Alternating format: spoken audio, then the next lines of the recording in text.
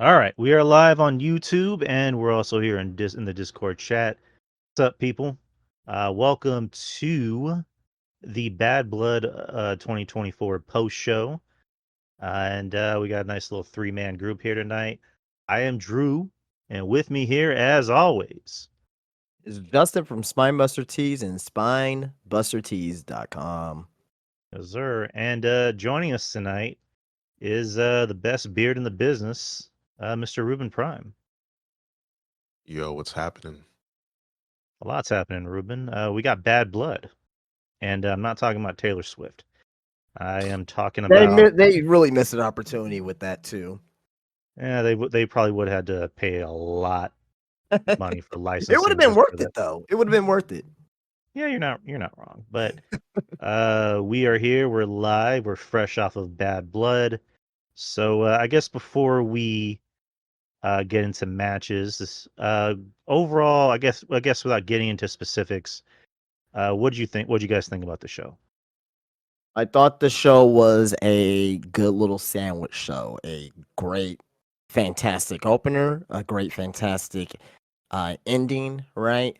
And everything else in the middle was won't say bad or like terrible, but a lot of it was subpar. Right. You know what I mean? So this potentially could have been like, pay-per-view of the year. It's not that. A lot of great moments from this show, fantastic moments, things that's rememberable, but as a totality of the show, I think it misses the mark as far as what it was supposed to be built up to be. With that said, I thoroughly enjoyed the show tonight. I thought the show was very, very good. Everything felt important um coming into the show. So pretty much at the end of the day, like, you had your moments like I mentioned, and I thought it was a fun 3.5 hours. All right. Nicely said. Yeah, I kind of feel the same way as you. The show flowed well, except for maybe one match, and we kind of can figure what that match is. I thought everything that happened needed to happen, and they pulled it off well. Mainly the opener and the closer. Um, and kind of like you just said, it was a nice show. It probably could have been much better, but it was still enjoyable. It was still a pretty good show. But Ruben, overall thoughts on tonight's show before we get into the matches? Yeah, sure. I had fun with the show overall. There was one match in particular, and I think we're all thinking about the same match. So, that's an indicator.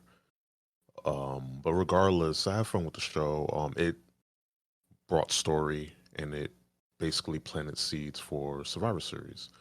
So that again, just pay-per-view from pay-per-view, that's always a important thing to carry story. And yeah, the opener, fantastic opener.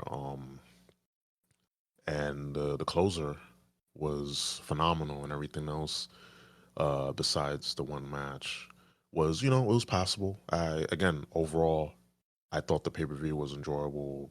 Nice 2.5 hours. It was weird. Pay-per-view started so early.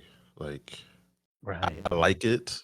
I like that because right now in the East Coast is 9:39 p.m. So it's like, yeah, we're not here at 11 or 12:30 in at night doing this review. So that's a good thing. Right. I mean, yeah, these early pay-per-views on Saturday, they're heaven. If I mean, I'm an atheist, so I don't believe in heaven. But if there was a heaven, it's Saturday night and being done with these pay-per-views by 8:30. Like it's the way it should be. But overall, let's get into the matches. Let's get into Well, Bad Blood. before we do that, like, what did you think about like the total vibe of the show as far as like everything that was like kind of built up to it, like the video packages and I loved him. just everything surrounding the show? I loved him. I love the cold open, which they actually like put it out yesterday, and I like the mixture of showing the 27, I guess, like pictures from the first Bad Blood and the first Hell in a Cell, and they had that I guess that bit from Texas Chainsaw Massacre, that which kind of made it seem like, this is kind of like a horror story almost. So I like the build up for that, and then to mix in with, I guess, the backstory of Triple H meeting with Cody in a what is it, a parking garage, and saying, I want you to scope out the building with Metro, and he's like, do you mean Metro Prime, or was it, yeah, Metro Boomin? Who else would I be talking about? So I just thought that was kind of funny. Very hip hop centric show tonight. Probably more Well, so than we've. I mean, again, as I mentioned, that's what WWE is honing in on right now. Like Oh, it's, oh no, you I know, know. Like it was just like, it's like, man, a lot of hip hop artists in the audience. I was like getting a pop out of Michael Cole just being like, was it who Amigos is here, and then this guy's here, Little Baby's here. Oh my god! And it's like, what the like? It's just funny hearing Michael Cole getting that animated, but yeah, I like the show. I like the build up. I liked a lot of the packages. I kind of wish we got one with Drew and Punk. I mean, we kind of did with the cold open, but like I guess like a straight up like I mean, they package. played it for the pre-show, but I get what you're saying. They had one for the pre-show that was like a few minutes long. Right. And again, I would have preferred the Hell in the Cell was on last, but obviously we know why it went on first. But I got over it pretty quick. But all right, let's get into the matches. At Bad least you Blood. got over it because a lot of other people fucking didn't, and they're still saying like, why didn't Punk and Drew close? Well, if it ain't obvious on what happened at the end of the show, then I don't know what to tell you. You know what I mean? You Yeah, I don't got. think Dwayne. I don't think. Go ahead. I'm sorry, Ruben. Yeah, I'm sorry. You just got to remember with the IWC, they don't They're get their stupid. way. Well, yeah, I was gonna say that, but trying to be diplomatic here, but they don't get what they want. They cry and complain, whine like little babies, and not understand that, hey, just certain things, it is. Let's say it is what it is, but just certain things, you just gotta let it play out. Like just what we got with the main event, like it just showed that, yeah, it just made sense for the Hell in the Cell match to open. So people, they just want to be mad just to be mad. Right. They just need to have a reason to be upset about something. They can never be just happy. Hey, just enjoy it. You may not like it, but hey, it's not a big deal. It's not the end of the world. Easier said than done for the IWC. But all right, Bad Blood Atlanta, Saturday, October the 5th, 2024, from the State Farm Arena in Atlanta, Georgia, home of the Atlanta Hawks. Big building. I believe they were sold out. Was it like It's, yeah, 17,000? it's the Atlanta Hawks arena, so yeah. Nice. And as we mentioned, the hosts for Bad Blood tonight were the women's tag team champions Bianca Belair and Jade Cargill and Naomi. Um, cool. I mean, I don't know how you guys feel about like there being like wrestlers being the hosts. Totally fine with it. It I, gets them on the show, and it doesn't make it insulting or whatnot. I don't see an issue with it. I mean, I don't either. It's just like you have Bianca and you don't have anything for her to do. I mean, I don't know. It's just weird when I you don't mean, have there's anything only for five Bianca matches Belair. on the show. I mean, what would you want them to do? I'm just saying. I mean, it's Bianca Belair, but again, like you said, they're on the show. Whatever. But yeah, let's talk about the first match of the night, which was already determined a few days back. Hell in a Cell. Hell in a Cell. Uh, First time we've had a Hell in a Cell match since I believe Mania from last year, with Yeah, Edge and Finn Balor.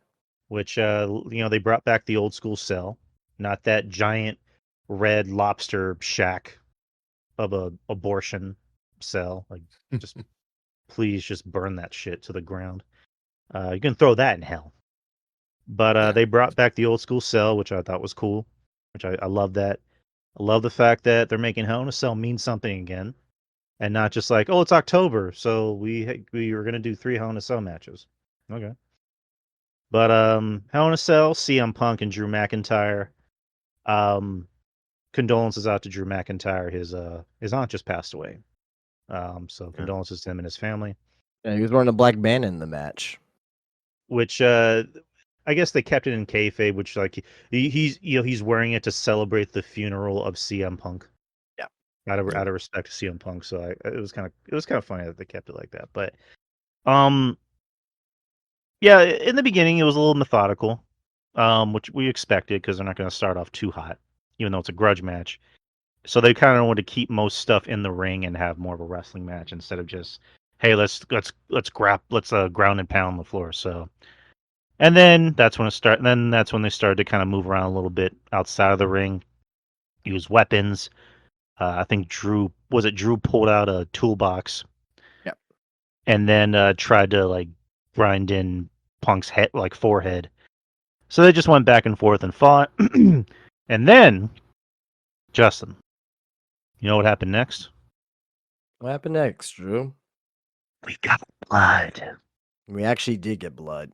And not just like, hey, here's a drop of blood and now it's gone. No, it's like we actually got blood. Like, yeah, I mentioned even when Punk started to bleed, I was like, okay, yeah, but they weren't really showing it. They were kind of trying to keep their distance away a little bit. I was like, he's bleeding, but like we're not really seeing it. Until Drew started bleeding, I was like, okay, this is what I'm looking for. He got it the worst because he was pissing buckets, mate. As a crimson mask. Yeah, so I mentioned, and if you're new here, if you're watching live on YouTube or if you're listening here, after the fact, you know what I mean, on your streaming platform of choice, I mentioned that this match needed to be the equivalent to Punk versus MJF the dog collar match for Revolution a few years ago, and I think we pretty much got that. I think that match was a little bit more bloodier, but I'm not going to complain on what we saw tonight. I thought it was well needed for sure. Of course. I mean, they hyped it up. Where Punk was saying, I'm going to make you bleed. Drew saying, I'm going to make you bleed. So I think if there was no blood or if there was just like cuts on their body, would have been like, okay, well, where's the blood? But yeah, Drew got blood after Punk hit him with the toolbox. Right. And then Punk bled first after Drew spiked him into the steel cage. So the fans got hyped up as soon as they saw blood. And after that, it just the match just got better. I mean, it was already good, but it got better because that's when you start to see the violence, WWE violence, mind you, not what is it, a Hangman putting a needle in Swerve's mouth violence, like not that kind of violence. Like AEW is going to do the rated R ish violence, whereas WWE, I guess, is going to be more borderline PG-13 violence, which is fine. Both companies, are in their own lanes, and they're gonna do what works out best for them. So, and WWE is still PG, but yeah, this was, I mean, again, good match. I loved it. My favorite Hell in the Cell match since Cody and Seth's Hell in the Cell match from a few years ago. I really thought this delivered. Towards the end of the match, whatchamacallit, Drew puts a Punk through a table. It's kind of a funny spot of like he kind of played it off as like his back hurts, where he's trying to throw the steel steps in the ring, but because they're in an enclosed area, he can only do so much. And of course, he's selling the fact that he just got his ass beat. So I thought that was good selling. And there's a spot in the match where Drew low blows Punk. This is towards the end of the match. He low blows Punk, and then he pulls out a bag. And where did Justin go? All right, Justin, just hop back in. He pulls out a bag, which I was kind of worried when I saw that bag. I'm like, don't tell me he's gonna pull out thumbtacks. Like, please don't be thumbtacks. It ends up being a bag of beads. Yeah, and that was stupid. That was the only thing about this match I did not like. I understood the symbolism of it, but it's like at the same time, it's like I could have gone without that. I don't know, I'm just glad it wasn't thumbtacks. Just personal opinion. And I then would I would have loved it if it was thumbtacks. I would have Little hated it. I would have hated it if it was what? thumbtacks. Why? I hate thumbtacks. Okay, I but don't why like though? thumbtacks. Why do you hate thumbtacks? I just think they're cheap. Like that's just such a cheap thing to do with thumbtacks. Is it because you see it all the time? I think to me it's just John Moxley and AEW and all that shit. They ruined it. Well, Mick Foley introduced it in Hell in a Cell to a national audience, and WWE's used it for years. That was Mick Foley. But okay, so do you hate it because we're seeing it more now versus like back in the day when it was sparingly? It's like when you say fuck too much. So we're seeing it more now. Yeah. So I get that. So I mean, but I thought like this match, this particular feud warranted something like thumbtacks. You know what I mean? So, I mean, I get the symbolism of the beads and all that stuff, and it's I get it, but also at the same time as well, it's like he had the black bag and all that, and it's like people were anticipating thumbtacks at this point, and it kind of felt like a letdown. You know what I mean? Not to take anything away from this match, but like that was the only part I was like, no, I could have went without that. You know what I mean? I don't think it really added to the match itself because I really thought it was just like I thought it was perfect at that particular point in time. Anyway, I didn't really think the bees really done anything. I think the thumbtacks could have added something just because they're already at that state of brutality. It felt kind of a little hokey to me. I didn't hate it. I think you're right about one thing as far as like I think if they had taken that aspect out of the match, it would have been perfect the way it was. But yeah, I got the symbolism. I was fine with it. But Drew goes for a Claymore, and then he hits the edge of the steel steps, kind of like Swerve when he got power bombed onto the center block. Oh Except no, the that center was worse though. That powerbomb was worse. No, I was gonna say like that center block looked worse. Like the steel steps, still hurts. Oh, of but course. I still like, oh shit. But yeah, that powerbomb on the center block, I was like, oh my god! Like I screamed because I thought his back was broken.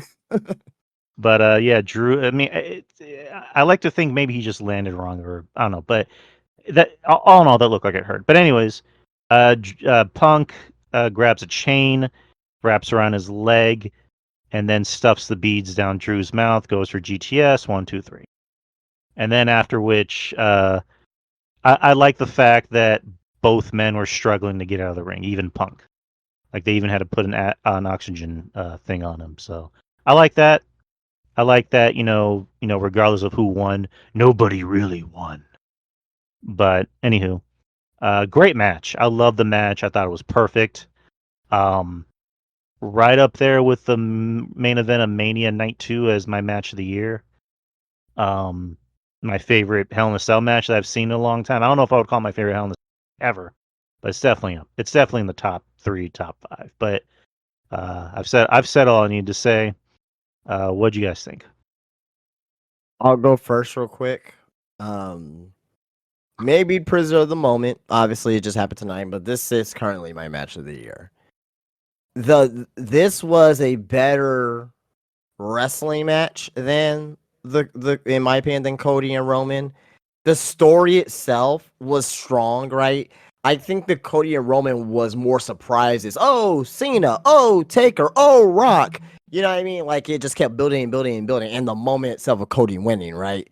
So I don't think anything's gonna top the moment of Cody winning.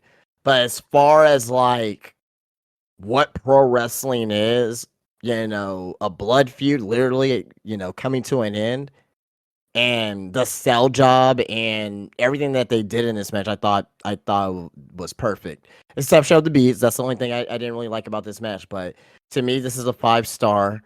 This was, to me, at this point, probably my match of the year. This wasn't like the best pure wrestling match of the year. I'll still probably give that to Ospreay and maybe Danielson, right? But everyone looks for different things in their pro wrestling. But this was perfect for me, where you had the pro wrestling element, where you had the brutality, where you had the story behind it, where you had the in-ring psychology, you had all those elements, and it's made it that perfect match for me this year. So, um, we're in October, only got a couple months left, but as of right now, may just be for tonight. Probably gonna watch it back a couple times, but as of right now, this is currently my match of the year. All right, Ruben, what'd you think? Yeah, I enjoyed this match. And you guys were talking about the beads, I'm glad it wasn't thumbtacks because it's been overdone so much that it's like a cheap cop out to me. When it's used sparingly, that's when it has, things like that have more impact. Kind of like with blood. When you see everyone bleed on TV every week in a wrestling match, it loses its luster. So the fact that we got blood here, it called for is literally a blood feud, and pay per view is called Bad Blood. So, you know, ha, and yeah, the beat spot, symbolic, with the whole CM Punk's bracelet. Yeah, I can see why some people wouldn't like it, but it called for it. Glad it wasn't thumbtacks. If they would have had thumbtacks, I wouldn't hate it. But again, overused. But regardless of that, this match had the psychology. It had good wrestling. It had the violence, had the brutality. It it had that feeling of a blood feud. It wasn't like, okay, these two guys want to kill each other and elbow collar tie up as soon as the match started. No, like it started slow and it simmered until things got hot and a lot of crazy spots. I thought McIntyre broke his back when he missed the Claymore, landed, on his back on the steel steps. That was I kind of like ugh, like that spot was like, oh shoot, did he mess up his back there? But yeah, that was a nice spot. And yeah, CM Punk again, for all the people claiming that he's washed up, he put out another banger for us. So and of course, people who hate CM Punk, they're still gonna hate, even though he's putting on, he put on another good match. And Drew, you know, he again like put another banger for us as well. So I again overall enjoyed the match. I think it's in contention of match of the year, at least in the top five, right there for me. Yeah, I mean, well said. This match really delivered on all cylinders, and Punk. It's funny how this match just happened off of an accident in the ring. Hmm. After Drew McIntyre, injured Punk at the Royal Rumble because we were all already on the train of Punk and Rollins, and Drew was kind of slowly building into his new character, and then he injures Punk, and then for the next 9 months we are treated to the best feud in the company, maybe even the best feud in wrestling. And Punk made Drew McIntyre interesting. Like he even said that in a promo, I made you interesting. And it's right. And he's right because he made Drew interesting. And it's funny, like Drew, even in like TNA or like ICW, this guy had personality. He can be funny, he can be charismatic and charming. But again, under the old regime, they wanted him to do the yuck yuck jokes. They wanted him to be like John Cena. They always had this fascination with, let's make every big guy John Cena. And it's like, okay, whatever. And now you got this new regime that's allowing other wrestlers to have more personality and more creative freedom. And look what we're getting. We got Drew having his best year, and we got CM Punk back. Putting on what could possibly be the match of the year. In a lot of people's books, in our books probably. But great match, loved it. Can't say enough about it that I've already said or what we've already said. Um, and I'm interested to see where Drew goes from here. He I know we needs to get off of Raw. agreed. He's, Like he, needs, he needs to go to SmackDown. They need to construct like some type of trade or something like that. There's nothing else for him to do on Raw at this point.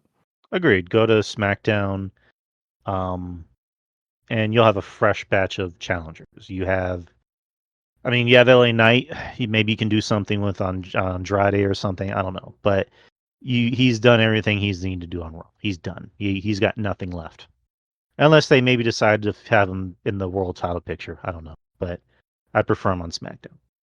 All right, so next we have the WWE Women's Championship match: Nia Jax and Bayley. This is better than their SummerSlam match. I'll say that. It wasn't bad. There was one spot that was kind of botched where I think Nia was trying to go for like a Hurricane Rana counter, and because she's, again, I'm just pointing out genetics, people. She's a little bigger, not actually not as big as she used to be. She's actually lost a lot of weight, but Say it. She's fat. Come on, say it, Drew. she's no. She's actually not fat. She's thick. She's thick in all the right places, but um, Bailey kind of had to like in midair like do like a twist or something like that. But other than that, the match actually wasn't bad. It was decent for what it was. And then there was a ref bump, of course. And then Tiffany came out to cash in, and then she looked like she was going to cash in, and then Nia did her Undertaker rise up thing. And then blah blah blah. Bailey gets distracted by Tiffany, and then Nia does her Annihilator, and Nia is still the women's champion. I guess planting more seeds for an eventual Tiffy turn. Which I don't know why I'm saying Tiffy turn, but whatever. I don't know, but yeah, it was what it was. It was fine for what it was. What'd you guys think?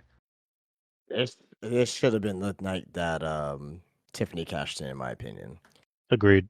I really think that it could have benefited her like so much, so much if she cashed in and win. Like to me right now, it just feels like this women's division is not really going anywhere. It's really just a story between Nia and Tiffany. As far as this match was concerned, didn't really like the match. It wasn't terrible. It was like a little worst women's match here, not even near that. But also at the same time as well is that I've seen these two have better matches with each other, and I think they tried a little bit too hard on certain things instead of just keeping it simple. Um, but at the end of the day, right person won. Should have been a cash in, but I didn't think that WWE didn't want to like do all of that tonight because let's say they have Tiffany cash in, she wins. Are we gonna remember that she cashed in? It's gonna get overshadowed. So I think they want to do it at an event where she can have her own spotlight, her own moment. Because yeah, Punk and McIntyre, everyone else had to follow that. You had The Rock returning tonight. You had even like Raquel Rodriguez returning tonight as well. I think like with all those things happening, I think her winning and cashing in will just been lost in the sauce. So, um, but whatever. But I thought the match wasn't great, wasn't terrible either, and they keep teasing the cash in for Tiffany, so we'll see where that goes. Ruben, thoughts on the match? Yeah, I felt like this match, like there was some, some cool spots, but um, I've seen these ladies have better matches, and the tease of Tiffany cashing in, like I thought it was a nice tease, but yeah, I would have like, if I was, if I was in charge of the booking, I would have had her cash in, but with everything that happened on the show tonight, it would have been overshadowed. So, I definitely agree there. But yeah, it's just, we need to get the women's division going. Like it feels so stagnant on SmackDown. Um yeah, it just feels so stagnant. So we just need something more. After this, Bailey should just go back, back in the line. I don't know, maybe she got another title shot, but yeah, we just need more from the women's division on SmackDown. But yeah, the match, I mean, wasn't a bad match, but could have been better. All right. And next, yeah, Triple H making a historic announcement as they hyped it up in the beginning of the show. It's funny because like they hyped it at the beginning of the show, and then they cut to Triple H just sitting at the monitor eating, and then it just has like graphics saying next. He's gonna make his historic announcement, so they really hyped that up. And I have a feeling I know what Justin's thinking. That's a shot at AEW, right?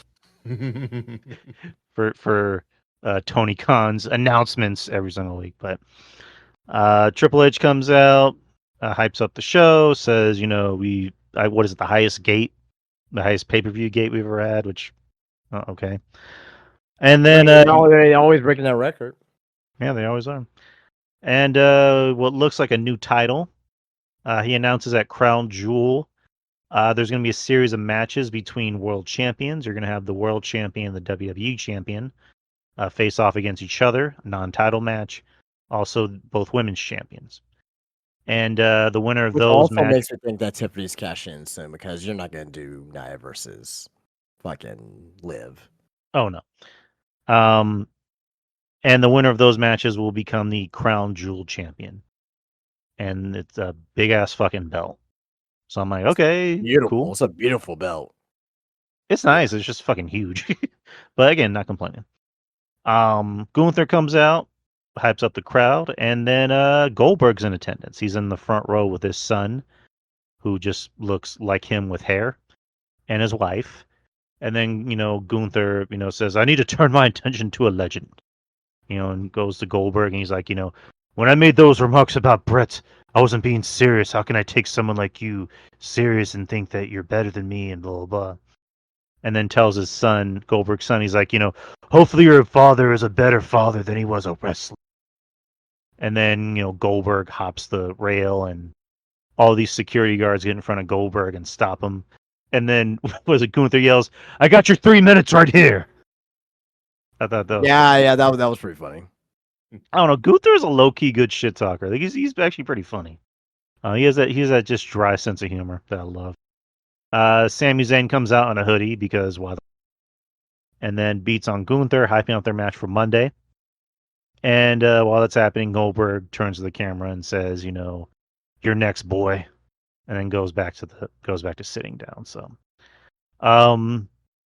I guess we're getting Gunther and Goldberg sometime down the line. Crown Jewel. I mean, isn't Gunther wrestling Cody? Are they? World They're doing it for this Crown Jewel, right? That's what Triple H said. Okay, yeah, that's true. That's true. I didn't think about that. Yeah, I don't fucking know then. Okay, maybe like a big event like Royal Rumble for like an attraction match. I would not want to do Royal Rumble. SummerSlam. They might do it on SummerSlam. Since I it's don't 20. know. I don't know. I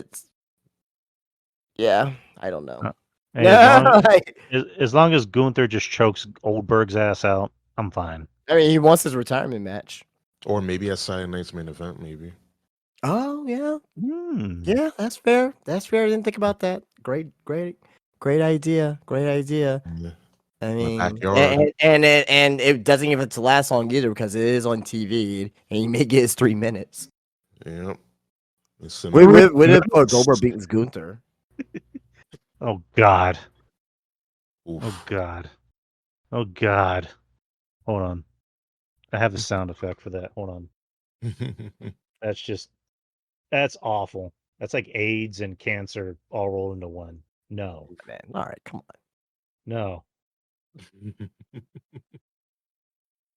want to hear it again? I didn't even hear it, so. Okay, then my joke fell flat. God damn it. Yeah, I was like, yeah, I don't know where we're going with this. But I need a soundboard on here. Anywho, but yeah, Monday Night Raw is gonna be pretty big. It's the 2-hour Raw. From here until they go to Netflix. So who knows? They might even be 2 hours on Netflix. So, anywho, next is you had the Women's World Championship. You have Liv Morgan and Rhea Ripley with Dom being in a shark cage. Everything around the match I thought was entertaining. The match itself, but let me get to the entertaining stuff. So, Dom gets into the cage, and he has his toilet paper with his face all over it, which is actually on sale at WWE Shop. So you get to wipe your ass with Dom's face, which, if they're into that kind of thing, cool. Dom's in the cage. Rhea forgets to tell Dom, "Oh, I have one more secret for you. I know you're afraid of heights. Raise the cage, boys." Which I was actually thinking about that. I'm like, wait, so the shark cage is just gonna be there? Wouldn't that be kind of an eyesore? Because like the Judgment Day guys can just usually come out and like get them out. Oh, But they they always rate. raise the shark cage. Well, no, I forgot about that though, because it's WWE. WWE doesn't always follow traditional rules. Well, So when they rate, they've been doing that for years, though. Well, not years, but they've been doing like I can't remember the last time they had a shark cage and wasn't raised. Maybe they have, but I can't remember the last time they did that. I forgot about it, and then I remembered it, and they did it. And the whole time, Dom is just like, oh, like he's scared and yelling for Liv. So that was funny. Um, and then Rhea later in the match, hitting him like he's a pinata. I thought that was funny. The match itself was not was no bueno. It was not very good. Um, Rhea, I guess I don't know if she was actually hurt or kayfabing hurt, but Liv working on the leg, and I don't know the match is just not very good. These two do not have very good chemistry with each other. Um, Not to say Liv is a bad wrestler or obviously Rhea's not a bad wrestler. It's just these two just don't seem to work well together, in my opinion. Well, I And mean, they had a good match at SummerSlam. that match was good. That match was good. This match was not. I like this match better than the other women's match. Not to say that this match was good either, No, but this was bad. This is again just personal opinion. This match was bad. This is not very good. I don't know what they had in this match. I don't know what was missing in this match that they didn't have at SummerSlam. But maybe it was Dom not being as involved is what made it bad. But I don't know. I can't really think of a reason why this match wasn't as good. But um, flash forward, to the ending. Raquel Rodriguez comes out, and here's where the match kind of lost me. Is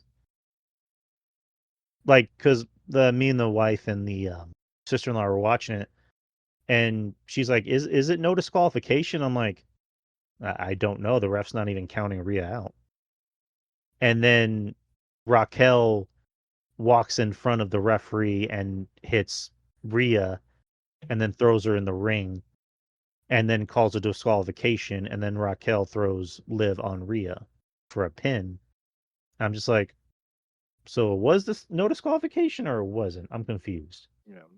yeah, it was. It was. I mean, the stipulation was just a shark cage. It wasn't anything else there.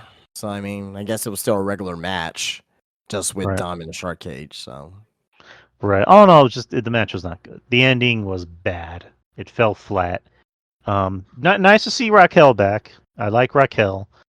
Unfortunately, she came out to no reaction. She came out to crickets. You can hear people having conversations in the front row. That's how none of a reaction she got. But oh, come on, let's be nice. again, I'm just being honest, man. I love Raquel, Texas girl, but she just again, I'll stop being mean. But she came back. She's gonna side with Liv. Because her and Liv tag team, and then I think was it Rhea in storyline took her out. They're So out, yeah. we're gonna continue that. Liv is still the champion by disqualification. But enough about me. What'd you guys think? I kind of made my point about the match. I didn't think the match was great or anything. I just didn't think it was. I didn't think it was bad as the other match. I thought this was a tad bit better. I think the crowd was way more into this match than the Nia versus Bailey match. It was more heat, obviously. Um, Dom hanging himself upside down. Like I don't know the logic there. It's like he went in there not tied up, but he comes down tied up. So it's like, oh, he obviously tied himself up. Um, so yeah. But outside of that, I thought it was fine. It was fine for what it was. All right, Ruben, what'd you think? Yeah, the crowd was into this match. I mean, when you have Rhea, Liv Morgan, and Dom, like all these three are very popular, so the crowd is going to be hot for this. But yeah, I just wasn't feeling this match. And quite honestly, like it felt like something was missing. You know, like again, when you're at a show live watching, this is different when you're watching at home. So I can understand again, like I mentioned, why the fans were into this match, but we watching at home weren't. And I mean, it was good seeing Raquel back. I know she has some, health issues, so I'm glad she's back, and it made sense storyline wise. So, it was just a given that she will return. Because having Rhea Ripley just regain the belt, it wouldn't have made sense. Because then, what else does Liv have going on after that? So they just furthering the story along, adding more layers, more depth. So yeah, just the ending was kind of puzzling. I thought it was no DQ too. I was like, wait a minute, why didn't ring the bell? And then Raquel draped Liv Morgan over Rhea, and she was like confused a little bit. Like, what the hell? Yeah. So that ending was it was cool seeing Raquel, but it was just like what's going on? Just kind of like I don't know. It just felt off. It was missing something. This match that is just felt off. But just I come to this match that wasn't feeling this match. Right. Now we're at the main event. The main event, which was a tag team match with Cody Rhodes and Roman Reigns versus Solo Sikoa and Jacob Fatu. Cody Rhodes coming out to was it a local high school marching band? It was actually at HBCU, Arkansas Pine Bluff. Okay. Playing his song, and then Roman came out to violinist, doing a version of his song. So, a big chunk of this match was entrances, like it usually is with the Bloodline. But, uh, I mean, this match was kind of what you expected it to be. It actually wasn't that bad. It got a little entertaining towards the end, especially with Cody paying back Jacob Fatu for the dive he did to him. So it was pretty interesting seeing Cody do that kind of dive. Um, Roman looked great physically. Um, he it's weird. He's kind of in a combination of he's slimmed down, but he also got bulk. So he looks great physically. He looks great, and it was nice seeing him and Jacob Fatu go at it. I think that was the matchup people preferred to see more rather than him and Solo. Um, I was a little puzzled that we didn't get to see a Paul Heyman come back because I was thinking that as Samantha Irving's about to do the announcements, that you hear "Ladies and gentlemen," and you see Paul Heyman come out. But I'm assuming they're going to save him for maybe before War Games. Um, yeah, for the most part, this is just a typical Bloodline match, a slightly better than what I be. But yeah, it was a typical Bloodline match, and then typical Bloodline Gaga. Um, the Tongans, they came out and tried to fuck with the match. All of a sudden, the camera pans to a hooded figure, as it always is, behind the Tongans, and it's Jimmy. So Jimmy's back. Crowd was happy to see Jimmy, and he helps Roman win the match. Roman sees him, and then they hug and they embrace. They walk away, and then Cody gets attacked by the rest of the bloodline. Jimmy tells Roman, "Hey, man, we gotta save him." And Roman's like, "Nope, that was a one-time thing. Come on, man, I'm with you. Let's do it." So they run to the ring and save Cody from a beatdown. So cool. Roman hands Cody his title, and I mean, I saw it right. I mean, I think everyone knew it was gonna happen, but I saw like the blue lighting, like the blue and black lighting, and then you hear "If You Smell," and it's The Rock coming out, and all he does is just stand at the apron, does the motion of the cut the head off the Viper, and walks away. So that was the end. The Rock's back. Obviously now we know why this closed the show, which you're not going to have The Rock come out at like 5:30 p.m. in the evening. No, Like that would just be off-putting, Christ, mate. and No. that'd be weird. But yeah. So that was the main event. What'd you guys think? Fun main event. This felt like a kind of like a house show main event or like a dark match main event where you had like the shenanigans and stuff and like the shit talking and all that. Then it ended up turning into a pay per view main event. Start off slow, end it strong. I like how they did not really. There was obviously some interaction with Roman and Jacob, but they were mostly kept apart for the most part.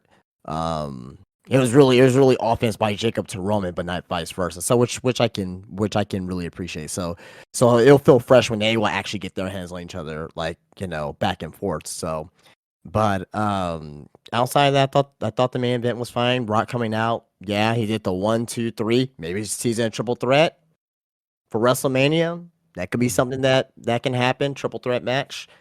That's how you'll get, but, maybe they'll do Roman versus Jacob, at a Elimination Chamber or something like that. I don't know. Or Royal Rumble, I don't know. But they could be teasing a triple threat match for WrestleMania. So that'll be interesting. But, outside of that, though, Rock coming out, hey, man, he's still the biggest star, one of the biggest stars in entertainment still, and one of the biggest stars in the world, and really still when it comes to WWE, biggest star. You know what I mean? As far as star power, no one's bigger than The Rock. So, yeah, I mean, it is gonna give SmackDown a kind of new life, a new breathing type of life, because SmackDown hasn't really been great as far as like week to week. Nothing has been must see.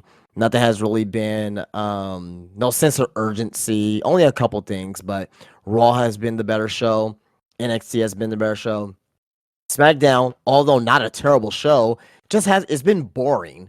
Boring's not necessarily bad, but it's been like, oh well, nothing really happened this week. Now, starting this Friday, we're gonna be like, okay, what's gonna happen? What's with the fallout? Roman's gonna be there. It seems like he's gonna be scheduled for these shows all the way through the end of the year for the most part. You know what I mean? So we'll see what happens next. But The Rock coming out there, maybe Roman thinks that The Rock is on his side still, because they never really had that falling out as of yet. So they need to tell that story of The Rock turning on Roman, which is eventually gonna come. So, but I'm pretty sure The Rock is not happy with, you know, Roman teaming up with Cody. And if you remember too, as well, The Rock told Cody, "Don't break my heart. Don't break my heart." The night after WrestleMania, could it be not breaking his heart is to like team up with Roman, or not to break his heart on like how Roman broke The Rock's heart at WrestleMania? So there's a lot of story to be told here with this, and I'm looking forward to see what happens. Ruben, thoughts? Yeah, I enjoyed the match. It it did feel like those house show main events. I definitely agree there. But once things got going, like it turned to a main event, and yeah, it was great seeing Jimmy back, seeing Jimmy Uso back. That was like a nice moment. Uh, After he helped Roman and Cody, get the win. They embrace. That was a good feel good moment there. And Cody doing that splash on the announce table to you know Jacob Fatu, that was insane. Like he got some major air on that. That was a nice spot. And Roman, I need to find out his regimen, his ring Right? regimen, because Jesus, that man is chiseled. And it was nice seeing Roman and Jacob go at it. Like Jacob is a fucking star. Excuse my French, but he's a star. Um, like I cannot wait to see Jacob Fatu in in 2-3 years. Like that man is just phenomenal. So he shined tonight, and yeah, The Rock coming back, like it all, like we all knew he was gonna come back just based on the fact that this match was the main event, and it left us, gave us like a cliffhanger. Like a lot of times we tend to ask, oh, like you know, give us more, and we need that back in wrestling. So that The Rock coming back after the match, and also skipped ahead, but Roman and Jimmy helping out Cody, fend off the bloodline. That was a good moment too. And SmackDown is gonna be must see again. It's gonna be must see again. So that Right. is something that SmackDown needs because it's just been dry. There's dry humor, which I'm a fan of dry humor, but there's also just really, really, really dry, like no flavor, no seasoning, no like overcooked. And SmackDown needs some flavor. So I'm glad that The Rock is back. We're gonna definitely get some good television on SmackDown again. Yeah, it seems like SmackDown's going to the right places too, because you had the tease of the Motor City Machine Guns last night too. So I think they're trying to make strides in the right direction. So Oh yeah, I agree. I can't wait for those guys to debut on SmackDown. yep. Yeah. So yeah, like I enjoyed the main event. I enjoy what happened after Rock coming back, Jimmy Uso coming back. Um, yeah, I thoroughly enjoyed this. Like we mentioned earlier, the opening match, main event, phenomenal. Everything else, not too bad. Could have been better, but yeah, like I thoroughly enjoyed this show. Yeah. Um. So, couple things I wanted to hit that were related to the show before we get to our ratings. Um. So they filmed a not a backstage segment, like an outside segment with Kevin Owens and Cody Rhodes, where Kevin was talking to Cody in front of his bus. More obviously about, I guess, everything that Kevin's mad about with Cody. Team up with Roman, and Kevin has, I guess, essentially turned heel because he beat the ever living dog shit out of Cody in front of his tour bus. So this wasn't on the show. This was actually filmed outside, Yep. and like there's fan footage and everything. So we got that to look forward to. Now Kevin Owens is a heel, or I guess is he a heel? I mean, yeah, I guess he's a heel because he beat up Cody, but it's one of those things I of like, mean, well, he he did beat up Cody, but do you think in his head he thinks it's justified? no, that's what I was gonna say. It's like with Drew McIntyre, where Drew was like, I'm just telling you the truth, whereas Kevin Owens is like, you're teaming up with this fucker, and I've been spending 4 years trying to take him down. Like, really? You're gonna do that? So that's the best kind of heel work is when it makes sense, is when what they're saying makes sense and it's justified. So we have that. So look it up. I guess look it up on Twitter if you haven't seen it yet. Also, um, so at these press scrums at WWE, there's always an interesting question depending on what you think interesting is. Somebody asked Triple H on the lack of representation at WWE PLEs. Um, Lately, there's been some controversy. Namely, it started with MVP liking tweets and Instagram comments about WWE not having, or I guess not knowing how to book black wrestlers. And he didn't. I mean, I guess he didn't outright say it, but he just like liked them, and yeah. And that's been a thing. Swerve kind of said the same thing. And at the press scrum, somebody asked Triple H, about lack of representation. His response was, "I don't see the difference in anybody. I don't see the color. I don't see the nationality. I just see." Um, again, are we forgetting NXT as a brand? Are we forgetting Yes, NXT has PLEs? yes, Drew, because again, like I mentioned earlier, that the IWC just wants to be angry at something, and They they got want to find anything to get mad at, and instead of just having the right people there, like, okay, well, if there if there's not representation, why is WWE more hip hop than ever before? Why is Metro Boomin in the car with Cody Rhodes? You know what I mean? Why is the Migos and Little Yachty, you know what I mean, and Little Baby being featured on TV tonight? Why is Jay Cargill, Naomi, and Bianca Belair the host of Bad Blood tonight? Why are they the tag team champions? Why is Carmelo Hayes, getting featured as one of the up and comers on SmackDown, the up and comer on SmackDown? I don't know. You can't just have it all, right? Now I'm saying this as a black man. Like, if you're good, you're good. I want to see whoever deserves that position, right? But NXT as well is really fucking black. Mm. You know what I mean? You got Trick Williams down there. You got Javon Evans. You got a ton of people down there doing their thing. Kalani Jordan is the North American Women's Champion. Obafemi. Obafemi is the North American champion. Trick Williams is the NXT champion, 2-time. You got Also, Javon Evans, who's gonna have a match against Randy Orton this week. Like, well, let me finish. Hold on. I'm sorry. So it's these weirdos online, Yeah.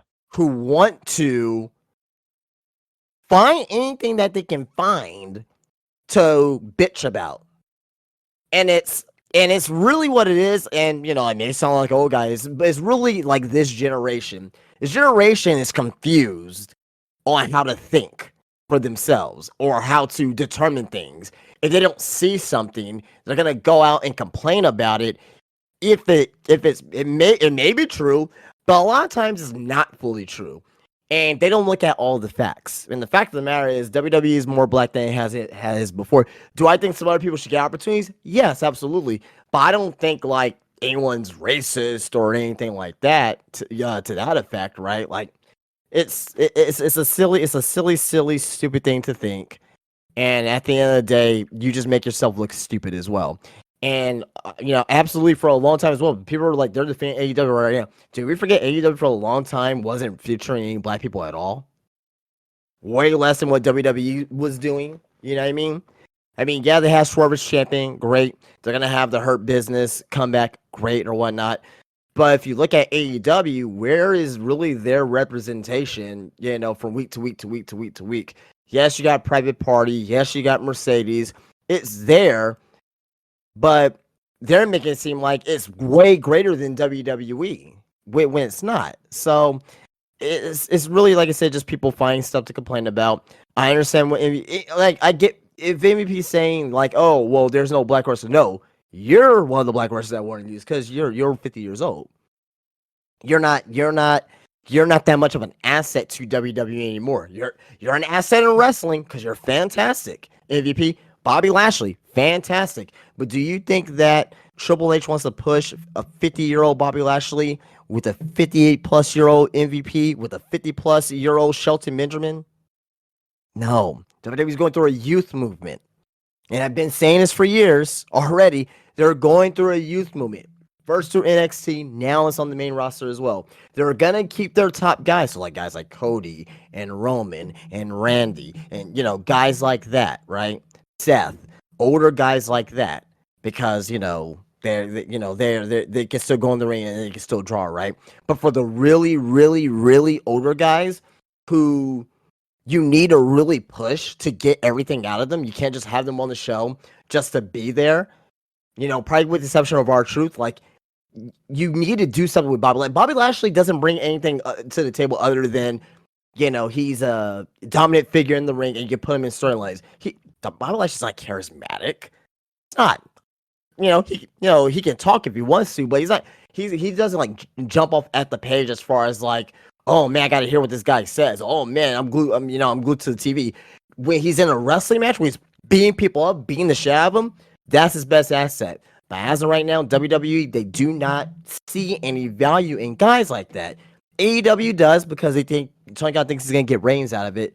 Let him try it. It's gonna fail because Tony Khan doesn't know how to book shit properly. It's not. It has nothing to do with Lashley or MVP or Shelton Benjamin. It's just because Tony Khan doesn't know what the fuck he's doing. So at the end of the day, wrapping this up, at the end of the day, it really just, to me, in my opinion, just really depends on if you're good enough. If you're good enough for the spot, you're gonna get the spot. Period. Oh, well said. Well said, man. All right. Let's do some ratings. I wanted to say something before we go Go to for it. that. Yeah, the fact that people are putting this narrative out that Triple H is racist, it's, to me, it all goes back to to the whole Vince thing. And it's funny because we had that Vince documentary, the docuseries on Netflix. So they're trying to pin anything onto Triple H because he's the face. He's a recognizable face in WWE now since Vince is out the picture, and it all stems back to the the AEW tryhards, those crazy segment of fans that all they love to do is just make everything tribalistic. Meanwhile, with their own company, with their favorite company in the world, they're not doing the representation like Justin was saying. But it's because it's fine when AEW does it, but it's bad when WWE does it. And to me, the whole tribalistic thing isn't gonna go away, unfortunately. So you're gonna have, and this is why I call that segment of wrestling fans stupid, because they are. They, especially this generation, I agree with Justin on that too. Like, this generation has no critical thinking skills. They just repeat and regurgitate what they hear and what they see on social media. They have no any form of original thought, any form of Identity, man. yeah, identity, exactly. No original thought, no rational thought, no identity, and is all they want to do is get clicks and engagement on social media, even when they're wrong, and that's scary. You wanna come with the facts. You wanna come knowing your stuff. You wanna come on this mic, know what you're talking about. You wanna go on social media and tweet the facts. But these people don't, because all they want to do is stir up division, stir up hate, stir up controversy, all for engagement. They don't care if they look foolish. They don't care if they're wrong. All they care about is just smearing someone's name all because their favorite wrestler wasn't pushed. And to me, it just shows that there's going to be that segment of people that no matter what, you tell them the truth, they don't care because they've been demoralized so much, they've been brainwashed so much, and you see it. And again, and don't want this to be AEW hate, but you just got to call this out because whenever you try to criticize AEW when they're doing something wrong, not to just hate, but to correct them, like say, hey, this is what they're doing wrong, but it's fixable. But they'll just But I go, don't even think this. Sorry to interrupt. But I don't even really think this yeah, has to do with AEW fans. I just really just think it has to do with fans who just wants to cause unnecessary shit. Like, you know what I mean? So I see pro WWE fans talk about this, and I'm like that has nothing to do with whatever. It'll be like, oh, Naomi's not being used tonight. Oh my god, WWE's racist. I'm like, yeah. what are you talking about? Yeah, I'm sorry when I hear people, and this isn't the first time we heard about this, like so many times, and it's just people just want to pull the gotcha, like, oh, gotcha, like, oh, what about this? What about that? And to me, it just shows that they're not really about actual representation, because if they were about representation and cheering on your favorite wrestler who happens to be another color, they will support them in their highs and their lows. A lot of these fans don't even care about these wrestlers of color. Only when it fits a narrative, they will suddenly give a shit about Bobby Lashley or Naomi, et cetera, et cetera. But it's again, it goes to show that people only care about clicks and engagement, and also to feed the tribalism. And unfortunately, like, I wish it would go away, but unfortunately, it's here to stay, because you gotta have, like, people just gotta have that negativity to talk about. They need that to drive them through the day, because their lives are very uneventful, and no sort of joy comes from life, except to talk shit talk shit online about a company not pushing a certain wrestler. So it's just unfortunate that, again, 2024, and people are still with the low energy stuff, just the surface level stuff. In my opinion, it's a shame, but yeah, that's it. That's the rant there. Right. Again, good points, guys. Yeah, both y'all made really good points. I don't think I have anything to add to it. That would really, like, not necessarily make sense. I mean, I don't know. I just don't think I have anything to add to it. I just think, again, like you said, it's just the IWC just wanting to talk so they can hear themselves talk, and it's not necessarily AEW fans. It's just, I don't know. Again, it's frustrating here. But overall, would you guys overall grade rating tonight's show? Whoever wants to start. I'll give tonight probably a 7. Okay. Yeah, I mean, like I said, great start, great ending, but people's minds are gonna get clouded by judgment because of the two great. But as far as a total show, I give it like a 7. Okay. I just did we skip Damian Priest and Finn Balor? Well, you did. Oh shit! Oh man, I just remember that. Um, I guess a quick review of that match. Decent match, but predictable. But Damian Priest. I thought it was the best match out of the middle matches. Yeah, agreed. Wasn't bad. Well, pretty decent. What'd you think about the match that I skipped, Ruben? Yeah, it was a fun match, but it's predictable, and sometimes, even though things, the old adage, something just because something's predictable doesn't mean that it's bad. But it's just like, yeah, we knew Damien was gonna get, he's gonna get the W. Like, come on, like, it's just Damien is hot now, so Oh yeah, and I even not mentioned as much. well. I don't think I don't know if I mentioned it here, but I said that you know, Liv is gonna get the win. Well, technically, Liv didn't get the win. She did not win tonight, so technically, Rio won tonight. Yeah, But she didn't win the title. But I mentioned that Liv is gonna get the win, and Damon's gonna get the win. You need to keep. You need to have someone from the Terror Twins win a match tonight. So yeah. But they technically both won, but Yeah. Rhea didn't walk out with the title. So did she really win? No.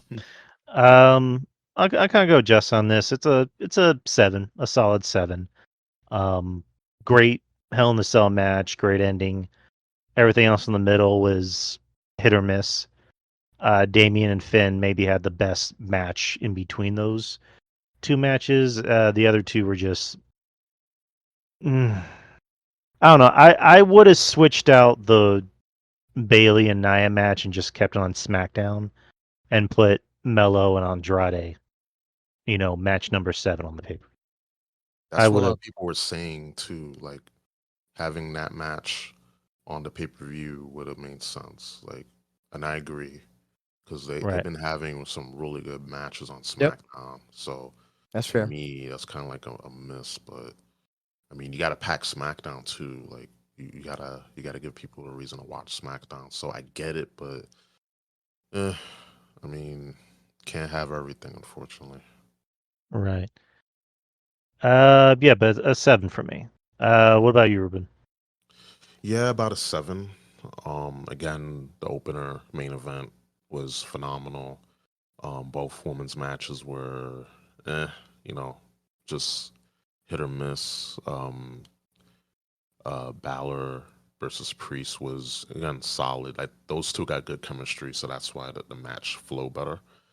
Um, and of course, Judgment Day shenanigans. But besides that, yeah, like just a good, just a sandwich. Just the bread was some nice sourdough bread, and everything between minus Balor and Finn, excuse Balor and Finn, Balor and Priest was just, I could have, did without, take the pickles out, take the tomatoes out, you know, that's my opinion. Nice 7. Right. Um, I think we all have this same favorite match of the night, the Hell in the Cell. Yeah. No, I got the main event. I thought that was like a 8-star match.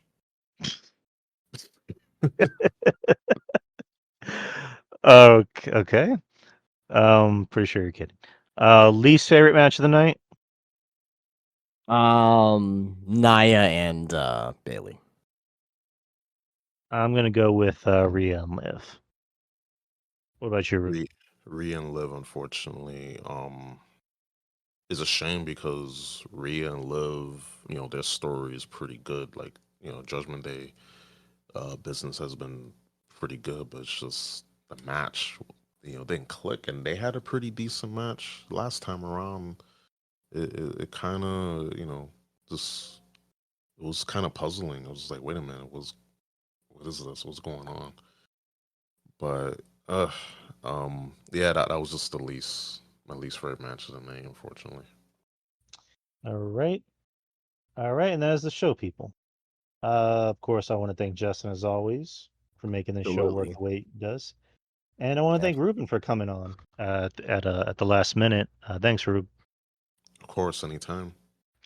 All right, so that's our Bad Blood review. I will put it up as soon as I can. Shouldn't take that long to edit.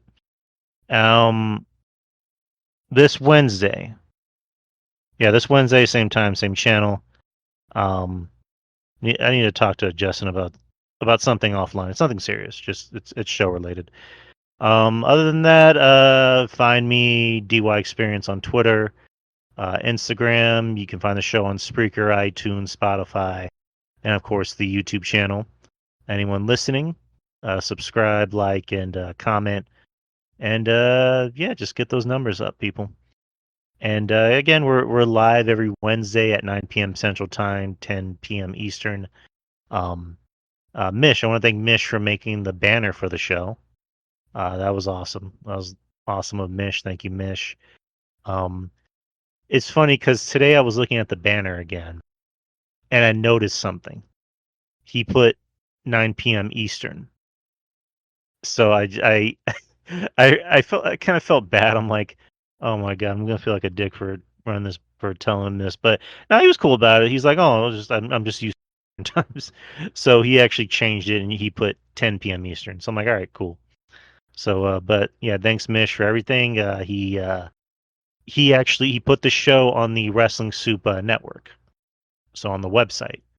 So our show's up there. The YouTube channel is up there, so you can find us on Wrestling Soup. So thank you, Mish.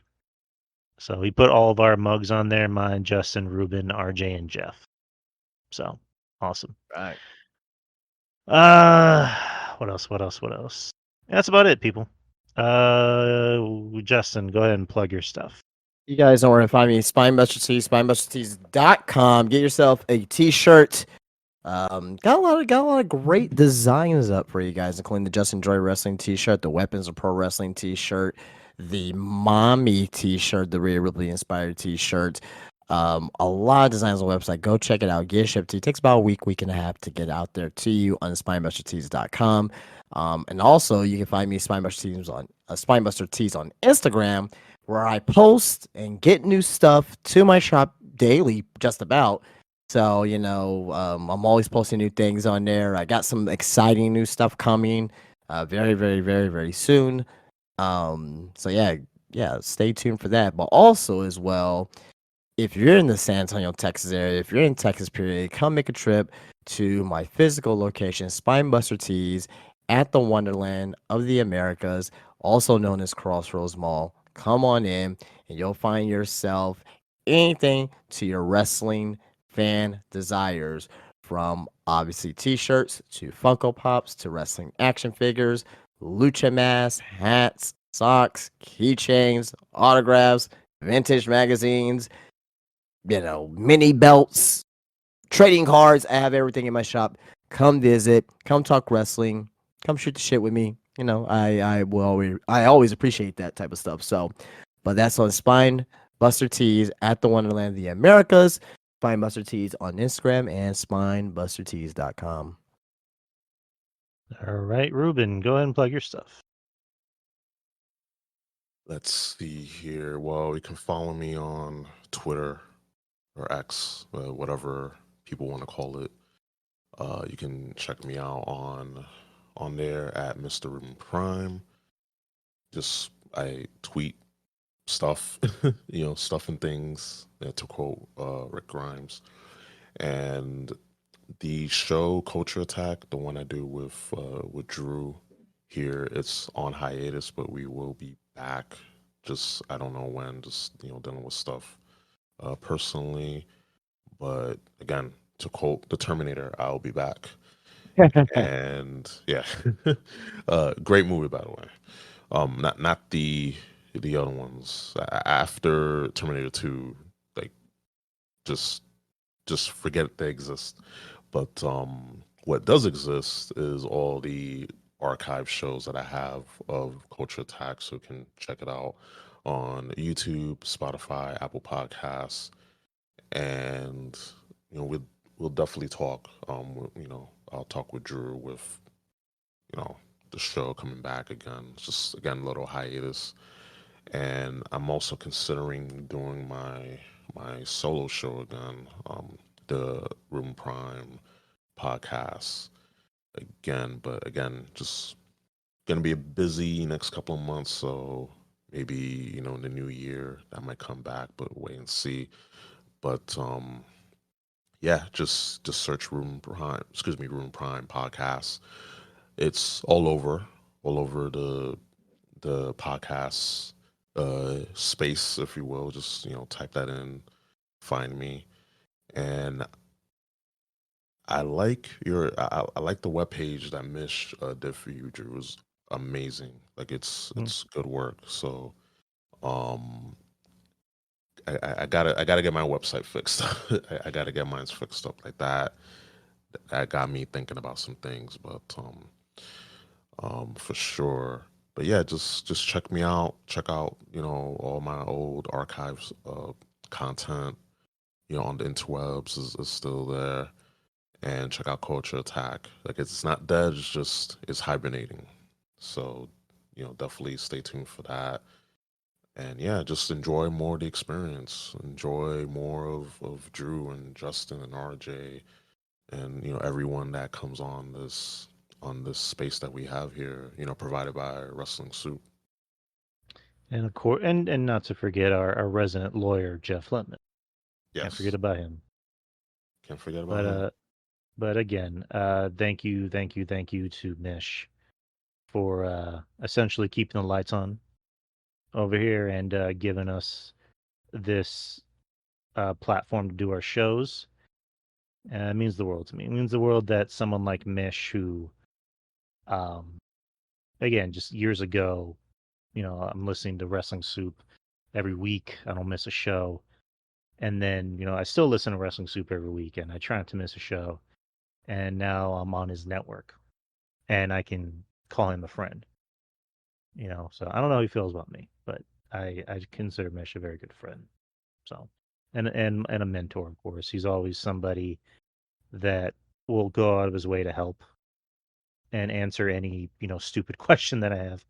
But yeah, Mish is a sweetheart. He's the nicest guy that you ever meet in this podcasting world. So love the shit out of Mish. I will not accept any Mish slander from anybody. Maybe Kevin Castle, but that's different. I'm kidding. I'm kidding.